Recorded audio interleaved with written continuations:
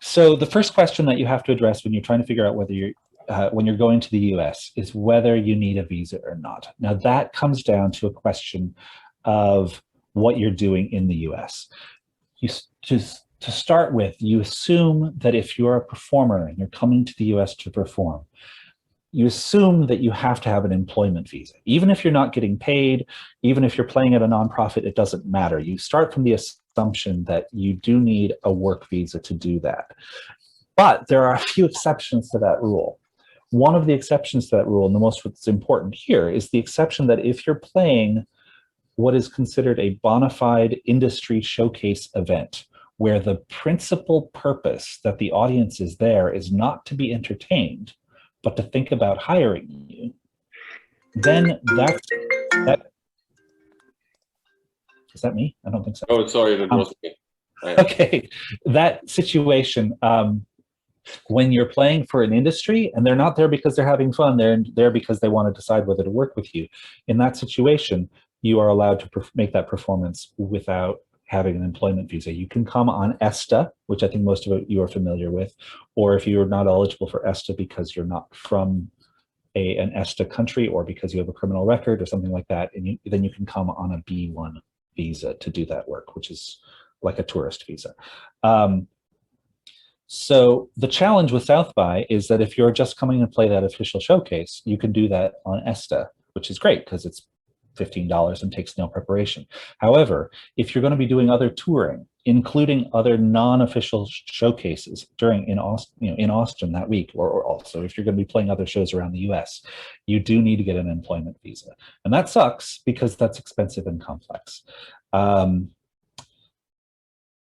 There are a couple of other situations where you don't need a work visa to perform in the US, but I think because this is about South by Southwest, I'm going to limit it to that. But if you have a question about this topic, you can always reach out and ask me about it, and I can always give you information or point you in directions for some of those other situations. I think at this point, most people say, really? Because I know lots of bands that go and didn't get visas and they snuck in under the radar and they were fine and they never got caught. That is true. Artists do that all the time. In my business, we say that works great until it doesn't work. And when it doesn't work, then you have a big problem, because that's the point where somehow US immigration at the airport looks at the Marshall stack and the 3 guitars and the 6 keyboards that you're wheeling through. And when they say, what are you doing? You say, I'm visiting my grandmother. And they say, doesn't really look like that to me. And then they send you home, and then it makes it very hard to get back into the US again. So it kind of depends on what you want to do with your career. If you're if it's sort of a hobby and this looks like a lot of fun and you really don't have much money and you don't intend to really build a career, then coming in under the radar, it's illegal. It might work. The stakes are low. If you really are planning on building a career in the US, though, you really kind of need to do this properly and get a proper visa if that's required. Moving quickly, what kind of visa? Most bands travel on a P1 visa. Most solo artists travel on an O1 visa. They're very similar in a lot of ways, just one is for one person and one is for a group of people. If you have a crew, each of those visas has a crew version. There's a P1S for support. There's an O2, which is for the supporting people. Those are both those are the visas that typically you get. They can last for a long time. A P can last for up to a year. An O can last for up to 3 years, and you can work and you can make money. So they're great if you have real touring plans in the US. The question about how you get them, I'll get to the question of how much they cost and all that in a minute, because that's usually what people want to know. Getting the visa is a 2-step process. The first part is the work authorization, where you file a petition, or somebody in the US files a petition on your behalf. And it has to prove to the satisfaction of the US government that you are important as an artist and that you have actual work. Those two things have to be adjudicated. If you can't show that you're kind of important, then they're not going to give you a visa. Similarly, if you can't show that you have work that you're coming to do, they're not going to approve it. If the Rolling Stones wanted to get a work visa to come to the US and they don't have any gigs booked, it would be denied. So you have to show these two things. What do I mean by are you important enough? In practice, if you can show that you have a career as a musician, that you have maybe some degree of success, you've got some albums out, you've got some press about them, you've probably done some important, like some shows at some, you know, renowned venues or at some festivals, maybe outside your home country, chances are pretty good you'll be eligible. They will approve you for the visa. The other question about can you show that you have actual work? That's a pretty open thing. It doesn't have to be impressive work at all. In fact, usually just showing that you've been approved to perform at South by Southwest, that agreement is going to be enough to get you a visa. Sometimes there's problems with that because if you're trying to get a longer term visa, if you want to be doing a month tour, if you want to get a 3-year O1, you've got to get more creative about how to get that. And that usually relates, that creative means developing a relationship with a US entity of some sort that's willing to say, I'm going to be getting you gigs, like an agent, in order to get that longer term visa. It's a lot of money and a lot of hassle to get one of these visas just for the sake of one show or for a week of shows. When you file the petition, if you're looking at the how do I get a visa flowchart, number one, there's your petitioner files a petition in the US. This is the thing that they file that proves that you're famous and you've work to do. The petitioner is some US entity that files on your behalf. My organization, Tamizdat, acts as the petitioner for somewhere around 2,000 artists each year. But we're not an employer, so we can act as your petitioner, or sometimes people say sponsor, but that doesn't mean you don't need a place to work. But a petitioner is the organization that sort of represents you to the US government. Be a little careful about who your petitioner is. If you've got a label that you've just signed with and you don't know if they're good or not, and they say, I'll be your petitioner, you'd be a little careful about letting them be your petitioner, because you could end up with a visa that's tied to that petitioner. And so if you realize, or say it's a new agency that you've never worked with before, and you do one tour and then you realize they're terrible or they're crooks or something like that, your visa might be linked to them. And if you break your relationship with that agent, you may have to start the visa process over again. So be a little bit careful about who your petitioner is. The petition is this big application that proves all this stuff. It's forms and a lot of supporting evidence to show that you're famous and to show that you have work to do. When that's filed with the US government, it usually is either approved, sometimes it's denied, but rarely is it denied out right at the beginning. But sometimes they kick it back and they say, like, we think this is good, but we've got some questions about it. And so you usually have a second chance to answer those questions before they actually deny it. That's called a request for evidence, and you'll see that as the little triangle under the question 1 about your petition. If the petition is approved, and that usually takes, right now it's taking about a month for them to process it. As soon as COVID is lifted, everybody on the planet is going to be touring, and we expect that there's going to be some significant delays in that processing. So what the 1 month might stretch to 3 months. So as we look towards South by Southwest, if you're wanting to come touring in the US in March, you probably need to be thinking a lot sooner about when to get a visa if you want to get a visa without having to take on the expenses of expediting it. Once the petition is approved, under normal circumstances, then it's a fairly simple process, especially for a German. You just apply for the actual visa at your local US embassy or US consulate. It's usually easy to get an interview where you fill out the application, you pay a small fee, you go in and they interview you, and the interviews are usually very simple. They usually say, so you're going to play some shows? You say, yep. And then they say, okay, fine, here you go. Right now, this process is very, very difficult and possibly impossible because of the COVID restrictions on travel. The getting a petition approved is not hard right now. Strangely, it's quick and it's kind of no worse than it ever is. But right now, in order to travel to the US, as you probably know, you have to get what's called a national interest exception. You have to prove to the satisfaction of the US State Department that there is some compelling reason that you are needed in the US and that your presence in the US is somehow important for the US economy or the US culture. That is getting a little bit easier, especially at the US Embassy and consulates in Germany. They're being a little bit more open-minded to, initially it was like, well, that means if you're a scientist working on COVID research, that was the only way you're going to get a visa to come to the US. This is getting easier, and we're seeing more and more artists getting national interest exceptions right now.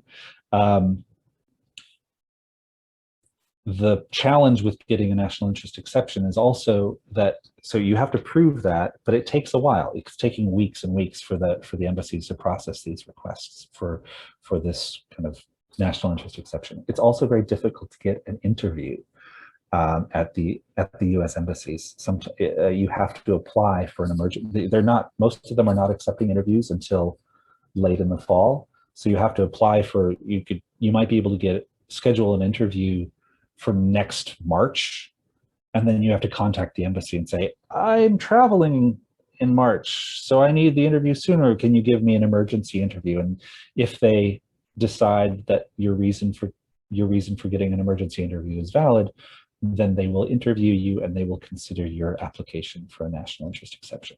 It is not a good system. It is not an easy system right now. And James and I were talking a bit before this session. We have no idea when it's going to get better.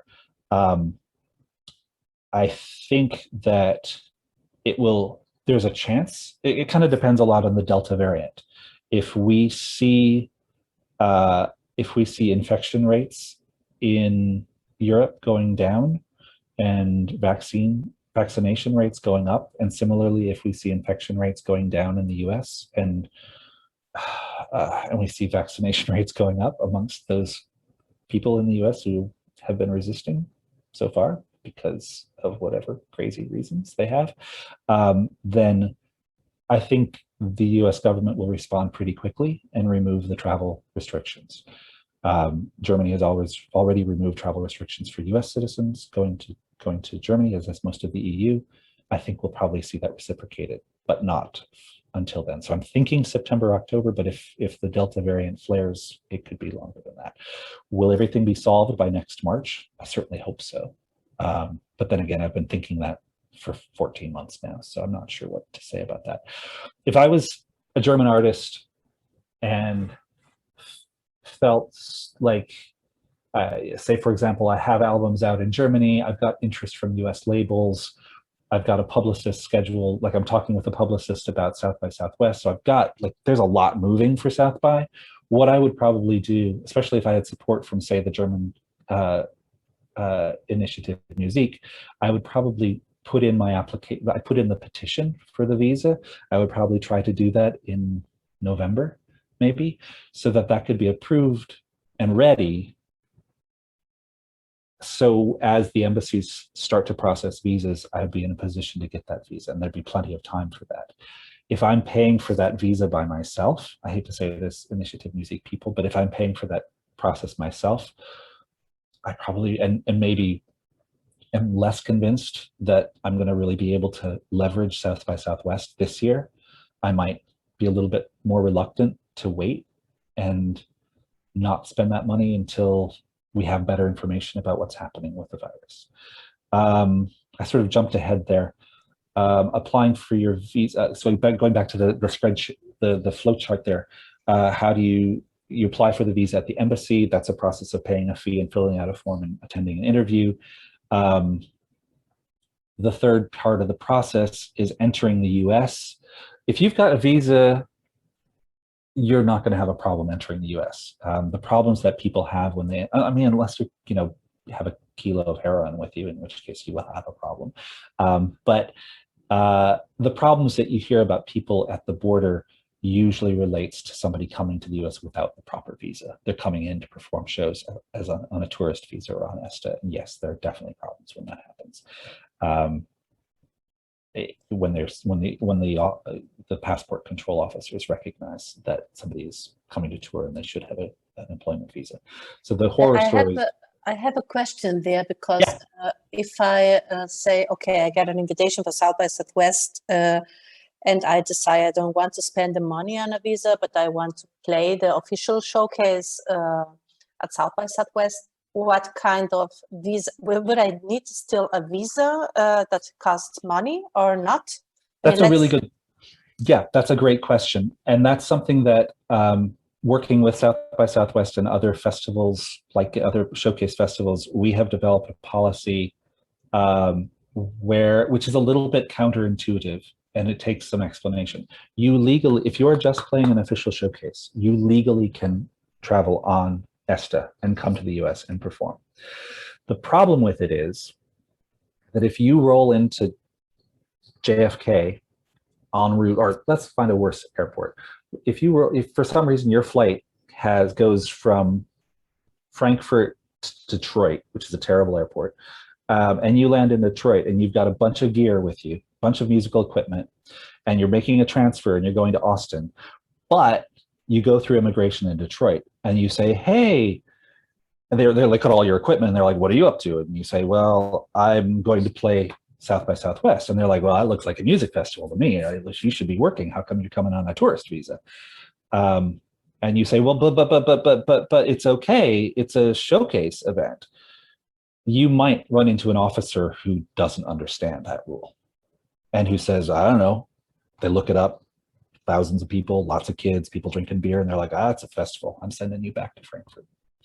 They would be wrong to do it, but they would have the legal right to do it. So what we tend to say is, if you are coming to showcase, although you don't need a visa, we recommend that you get one anyway, not the expensive, complex P or O visa, but you get a B1 visa, which is not a work visa. It's just a business visa. The reason we say that is because if you go to a US embassy and say, hey, I'm going to South by Southwest, it's a showcase event, I need to bring my gear with me, I don't want to get turned away at the border, the people at the embassy will understand that. They're a lot better trained than the people at the airports. And they'll be like, oh, that makes sense. Okay, we're going to give you a B1 visa, which you don't need, but you obviously went out of your way to get this because of your concern about the incompetence of US border control. When you arrive in Detroit and they say, what's all this gear about? You say, here's my B1 embassy that was issued in Berlin. They'll say, I don't know what you're doing, but I know the embassy has already reviewed it and said it's okay, so I'm not going to mess with you. You can go on your way to Austin. So getting a B1 visa is unnecessary for something like South by Southwest, but it's kind of like an insurance policy to insure you against the incompetence of the US government. And as we've seen in the last 4 years, it's always good to prepare for the incompetence of the US government. Is it right that if you are then carrying a B1 visa or a B2 visa, sometimes the words to say, not saying I'm going to play at South by Southwest, but I'm going to showcase. Right. Does it really make a difference if I'm saying this? It does, but you should have the invitation from South by Southwest, and that's what you should. Here's my visa, here's my passport, here's my visa, here's my invitation. And South by Southwest's invitation makes it clear that this is a showcase event and that it outlines why it's not a problem and why you should be allowed to do that. You may still have an officer Google you, and if it turns out that you're playing South by Southwest, but it turns out that you're also playing 5 other shows, they may notice that, and you might still end up on the plane back home, but you should have seen that coming, and you should have gotten a P or an O visa if that's what you're planning to do. How long does it take to get a visa? I'm probably out of time. Am I out of time yet? Almost? Am I okay? Oh, good. Okay. How long does it take to get one of the work visas? It really varies right now, and I can't even answer that because I don't know what it's going to be looking like once the embassies start opening up again. I can tell you this: the petition part of the process, the first part, the first chunk, are you famous? Do you have work? Right now is taking a month. I wouldn't be surprised if it starts taking 3 months once we get into the fall. You can pay the US government $2,500 to go fast, to expedite that visa petition, and they will process it in 2 weeks. So you want to avoid that because that's a lot of money. But if you've signed to a US label and your whole release schedule in the US is based on your huge South by showcase, and you didn't start the process in October because the Delta variant was raging all across the planet, but suddenly it disappeared come December, and you're like, oh man, I really need to play this showcase, you can still get your petition filed and your visa approved in time. But it's just going to cost you a lot. So it's just something that's the piece to keep in mind, is that you can wait, but it's going to cost money. How long does the work visa last? Again, it will only last as long as you can show that you have work, but that's a very complex topic. When we handle visas for about 5,000 artists coming into the US each year, and we always work to try to figure out how to make sure their visas last as long as possible. But again, be careful on this, because not to disparage other people in my profession, a lot of attorneys don't do that. A lot of attorneys try to get people visas, but aren't bothered by getting them very short-term visas. And that's a waste of your money. It's good for the attorney because then you're just going to come back in a few months and do the process again and pay them again. But if you're working with an artist or with an attorney or an agency that says, oh yeah, I can only get you a visa for a month because you've only got tour dates for a month, push them on that. Talk to them about that more, because you should be able to get a longer term visa. How much does it cost? The hard fees, the fees that get paid to the government, and there's a fee that gets paid to the US Musicians Union, those fees, and there's a fee that gets paid to the embassy. Altogether, those fees are under $1,000 for an ensemble of 4 people, it's going to be somewhere in the realm of $1,200 to $1,500. Those are the fees that you can't avoid. Most people hire an attorney or a US-based agency to help the process. If you've never done it before, sadly, I think it's a good idea. And those agencies charge anywhere from $1,500 to, I've seen law firms charging as much as $5,000 to prepare that. So all in, you're looking at an investment of at least $3,000 for a small ensemble to get to the US in most situations. That's a lot of money, and that's why it's a question of whether it's worth spending all that if you're just coming to play.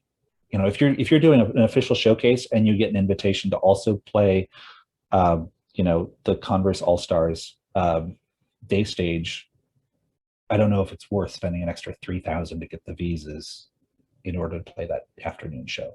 That's a strategic question you have to answer.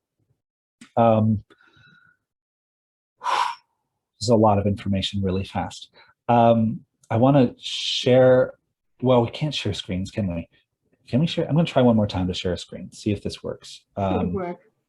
Do you think so? Yeah. I don't know. It didn't work last time. All right. Sharing screen. Not working.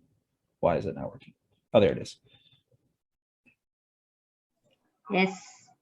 Is it working? Mm-hmm. Yep. Yes. Okay, great. This is the screen I want you to see right here. Not that, this one. There's some resources to help you with the process, and this is important. We're still seeing the first question. First Do I question. even need a visa? Do I even need a visa? Why is that? Let's try something here.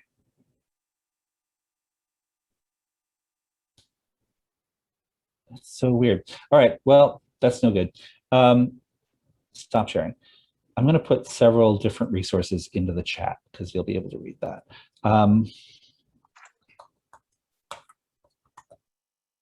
I would like also to mention that as part of our touring support for the fees that you get to pay at the consulate or like the official fees, you can also cover them with our support program. If you're hiring an agency, this is not part of the expenses that we are supporting.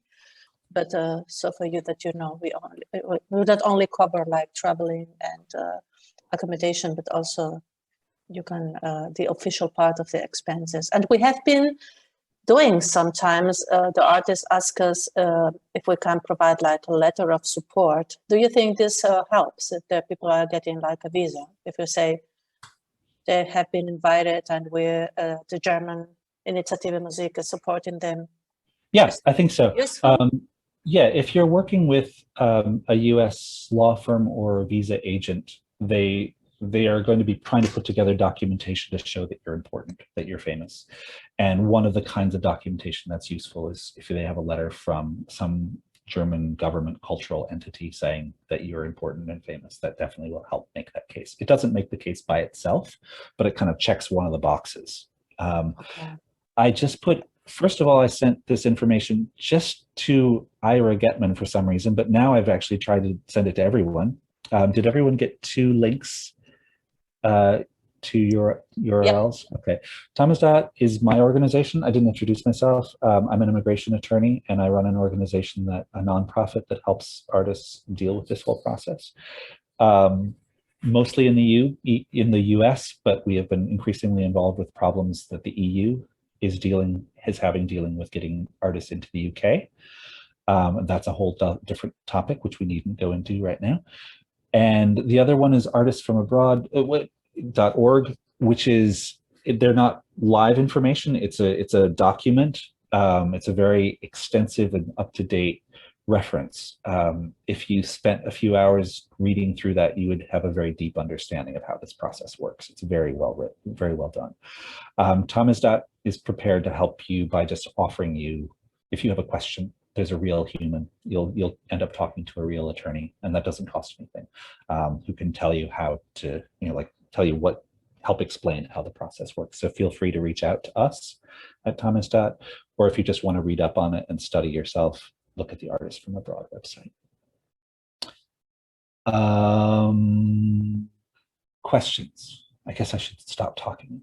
Open up. Yeah, I would like to know the difference between paying-wise between the B1, P1, and O1 visa. Right. Is it always?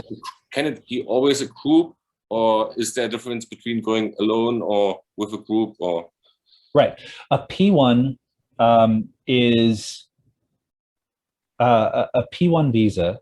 You can put on the petition. That's the first part. As many people as you want. Anybody who is, as long as they're members of the group. So if you've got a symphony orchestra, you can put 70 people on the P1. You can't put crew on it. That's the second petition, because that's a different profession. So you'd have to file a second petition for crew, which raises an interesting question. If you're an artist manager, do you need a visa to go to South by Southwest? And the answer, the legal answer to that is, if you are a manager of an artist, you do not, because you're not coming to work, you're coming to network. If you're a road manager, you do, because that's coming to work. That's the distinction they make. That's the legal distinction. In reality, how it works is this. If you've got a show in Toronto and you're driving down to play a show in Boston, and you've got a band, and there's 4 guys in the band, and they're all kind of unwashed and hairy and wearing leather, and the manager of the band is kind of unwashed, bearded and wearing leather. They're going to get to the border, and the officer is going to be like, 4 of you have visas and this dude doesn't, so I'm going to kick you out of the van and you get to go home now.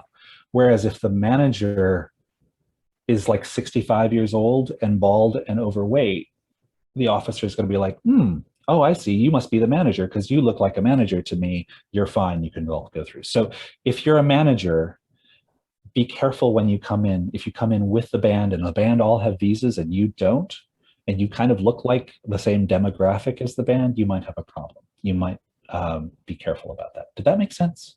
Yeah. I'm sort of seeing blank looks, so I'm not sure whether that made sense. A B1 visa costs $190, I think now. And that's something you don't need help to get. You just apply at the embassy. That's why that's a great alternative. It's cheap and it's easy. It doesn't allow you to work, but it's cheap and easy. ESTA costs, I think, $14 on the website.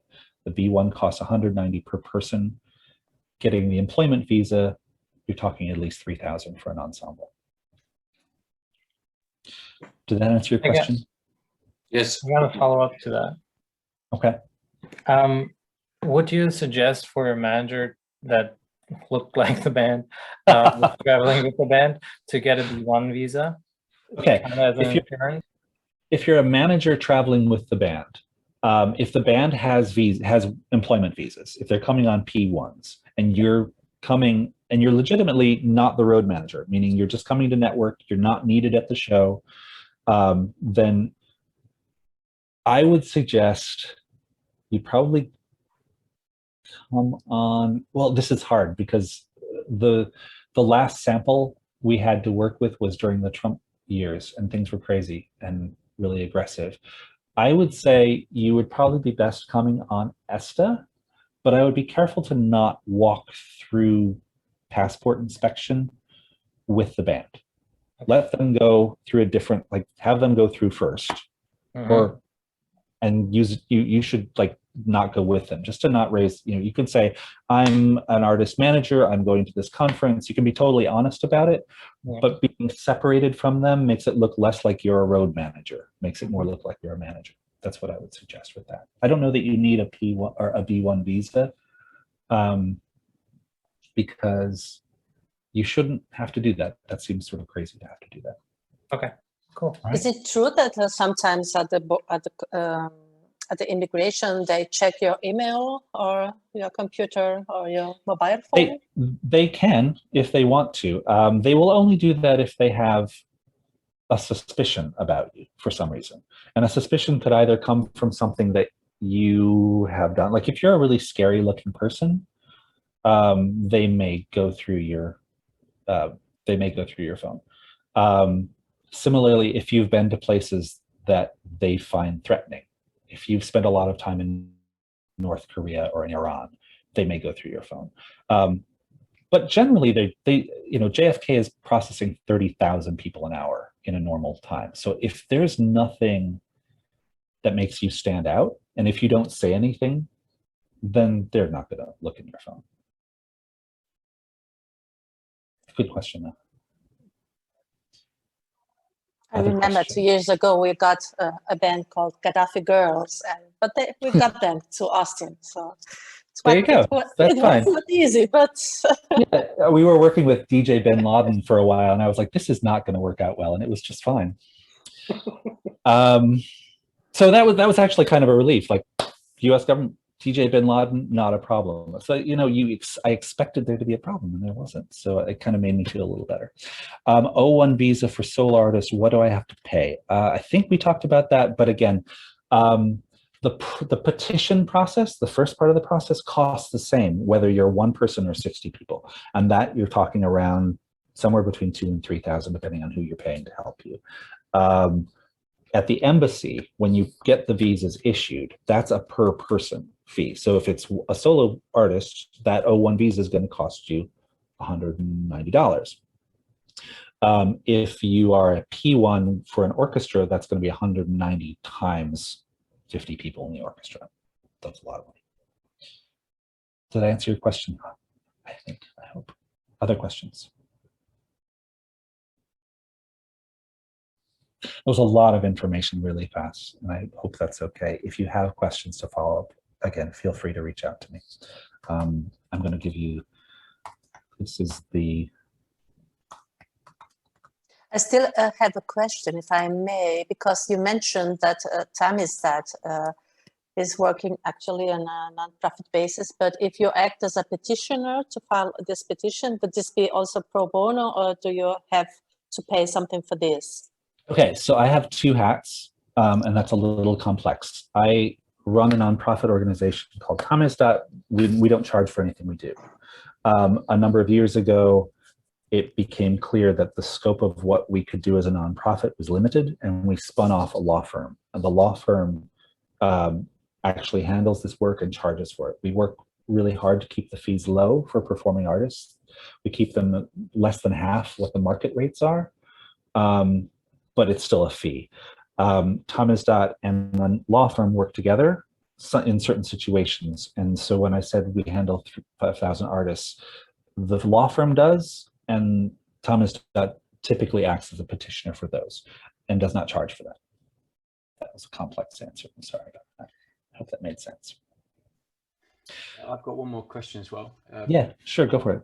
Thanks. It's been super helpful. So thanks for all of this. Right at the beginning of this process, you mentioned this kind of, the perspective on what someone's doing in the US. So if you go through this route of saying that it's for a showcase and that you're not working, then you can get off having potentially a visa. So I was just wondering, like, temporally, like how's that measured out, or is there just one showcase that you can do in that? Could you have 5 showcases? I mean, and right. I know, you've kind of answered it. It sounds a bit risky anyway to do it that way, and probably not something you'd encourage, but just so that I know. We are trying, I don't know if any of you might be familiar with this. I don't know. I'm making assumptions by your accent, which is fine. But the UK has something called the permitted, it's basically they have a list of showcase festivals, and it's a codified list. And if you're playing at one of those festivals, you know that you can enter the UK on a specific kind of tourist, as a tourist. The US doesn't have that. We're working with the US government to put together a list of what the showcase events are. Because it doesn't exist, the advantage is that theoretically, your label could put together a showcase for you and only invite journalists and agents, and it could be at a private event, at any time of year.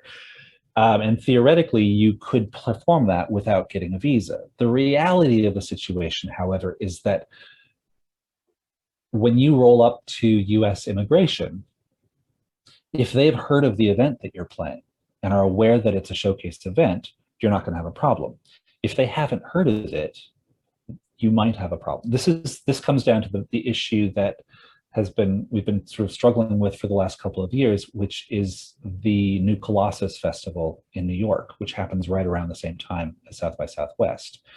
The New Colossus Festival has a industry-facing aspect to it, but it also is very much open to the public, and they're selling tickets and lots of people are coming to it. It also hasn't been around that long.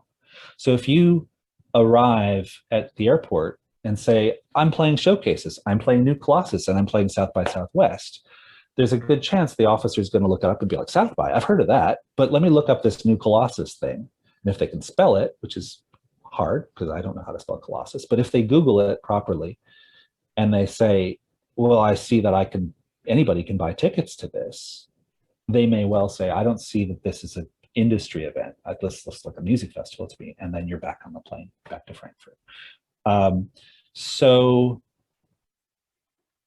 the reality is yes. So to your question, Josiah, the reality is yes, you should be able to play as many showcases as you can line up if they are legitimately showcases. That's the legal side of it.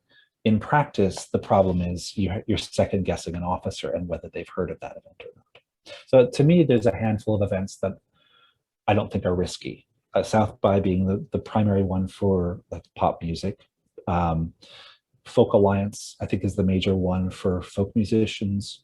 The APAP conference in New York in January is probably the largest that is kind of for all the performing arts. There's a handful of other events that I think qualify as bona fide showcase events, but be really careful because, again, if the officer you happen to pick at the airport has not heard of it, it's a little bit risky. It's less risky if you've gotten the B1 visa, because if you've gotten the B1 visa, that means the people at the embassy probably researched it and feel like, Culture Collides in LA counts as a showcase event. So you're fine. That doesn't exist anymore. So I'm dating myself, but you get the idea. Did that make sense? Yeah, it did. Thank you. Okay. Other questions? I put the email address of our pro bono legal hotline in the chat. So if you have a question after this. I still have a question from what happened to our artists, a couple of artists, 2009 when they're preparing to go to South by Southwest.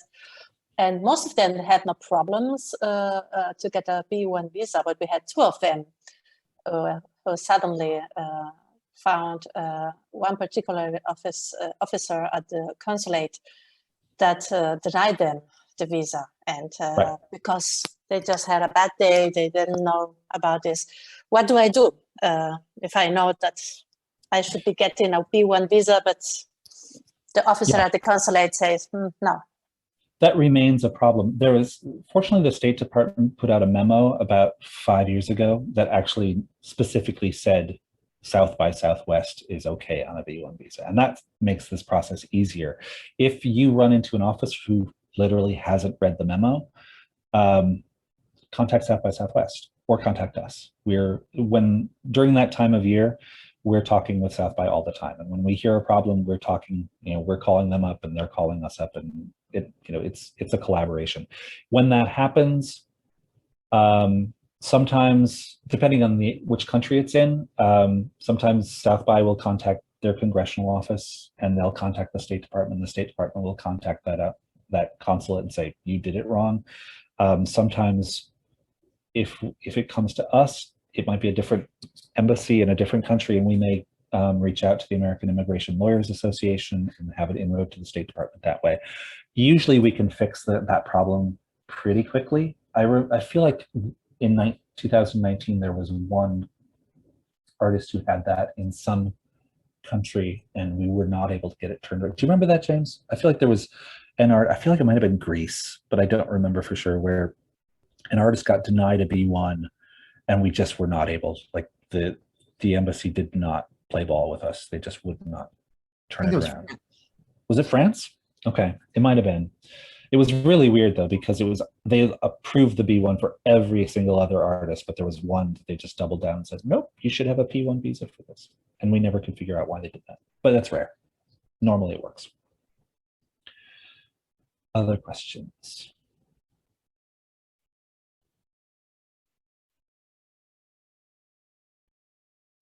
I think our heads are exploding with all this information. Sorry. Sorry about that. Oh, it was great. Great. Yeah, okay, so if there are no questions left, and you've got all the contact details, if there are any questions left, then I think we're done. Sounds good. Yes. I might